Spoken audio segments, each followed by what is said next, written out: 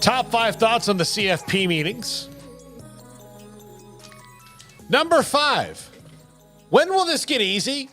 Like, at what point? And this is me kind of complaining here, but when will it get easy to figure out the college football or easier to figure out the college football postseason? I know that, basketball probably wasn't easy to figure out as it was, but they're, at one point they were just 4, and then they said, well, why don't we do more than that? And they just kind of added, and they doubled up as they went along until they got to a point that was sustainable, and now they keep trying to add.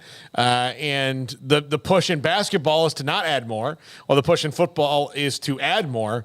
And I don't understand why the people who are making both of those same decisions, Adelaide directors and presidents, it's not like there's a basketball AD and president and a football AD and president, seem to just not apply the same logic to either of them. And I know it's complex, but it should be way easier than it is in my mind.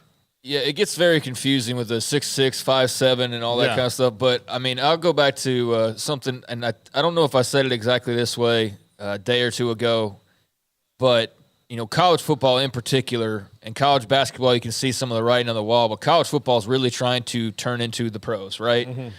So I don't know about the NHL off the top of my head, and I just was thinking about this, so I haven't looked at it either, but every single postseason has expanded. Am I wrong? No. In the last few years, every single one of them has expanded, except for, I don't know about the NHL, for sure. But baseball has opened it up further. Football's added teams. Basketball, they're trying to do everything under the sun, midseason tournaments and freaking, play-in games and all this jazz.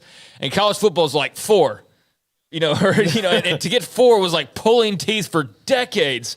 And so, yeah, I don't know. Like, I got where you were kind of special and to yourself there for a long time, and people appreciated that. But, like, you're either in or you're out. You know what I mean? And so I think if you're trying to go that direction of the pro style and all that, like, I don't know. I think expansion should be an easy thing, and I don't think it should be such a fight necessarily. But I know there's bigger powers in play than it being. Yeah. Those leagues are all under the same umbrella, and that's the difference. And I get that that's the difference, but it's just funny that, like, less exclusive or, less entries, and it's everybody else is more playoff teams, and it's just kind of funny. It was an act of Congress, by the way.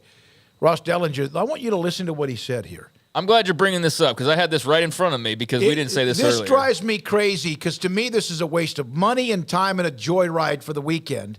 College football commissioner meetings are over. Notre Dame's Jack Swarbrick, their AD, says college football format change was not discussed at the 2-day meeting despite a couple of commissioners expecting it to happen. Then why were you meeting? Why were there articles about it, as far as them discussing it, too? I mean, I know that they have to do TV stuff and all that, but, come on. This, to me, has turned into the way of, the NIL government hearings of just, hey, pay attention to us, and something might happen, pay attention, and then at the end of the day, it's like, oh, they didn't even meet over that. It's like, what the? Yeah. What we should call is Gino Toretta. Sure, somebody will talk about that, yeah. That felt like somebody going, I'm in Congress. I should get to meet somebody that's awesome. Let me get Heisman Trophy winner Gino Toretta. I always wanted to meet that guy. Let's get him up here to talk about that. Number 4. This is still just a 2-year deal. So what makes me nervous is that all this is going on, and I think it'll stay at 12. I'm not worried about it. You're not going to give the fans a 12-team playoff and be like, oh, that was a mistake. We got to go back to 4. But this is still just a 2-year deal. So it makes me nervous that they're not going, they're going to lose.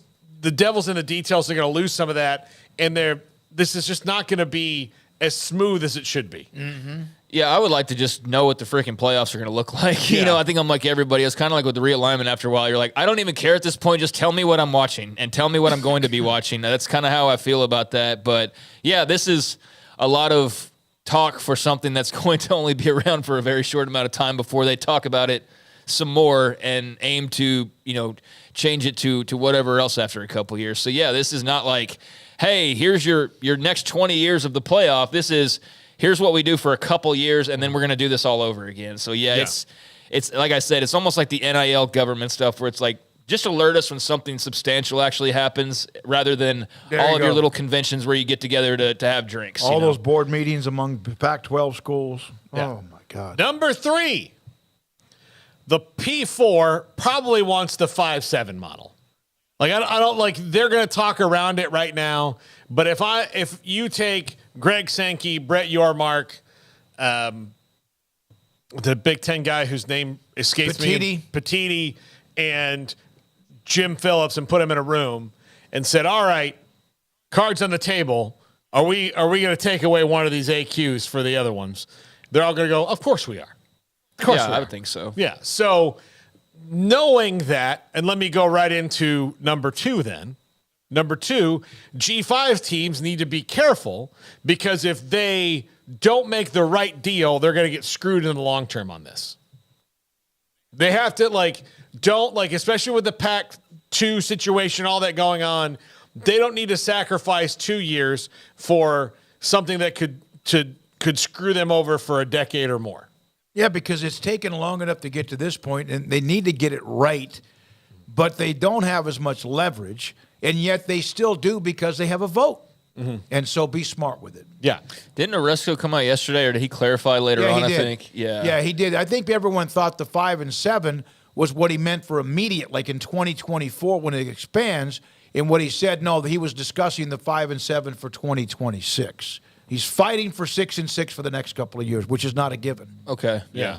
Right. I mean, it would be weird that he ever would back off for 6 and 6. Why given who he back off was, in 2026? That's what it doesn't make sense to me. Just ride it out all the way to 6 and 6, and I don't know, but they do need to be careful because there could be. You don't want to give. That's why I'm so fascinated. Like, I want to know all the details about the writer's strike because it's one of the few times in American history where the money has failed really hard on that. And so but if you give the power any kind of opening, they're going to get you. The NFL Players Association gets caught up on certain things, and then they'll realize once they've ratified the deal, they're like, oh, crap. We forgot about this because they drilled down on one issue.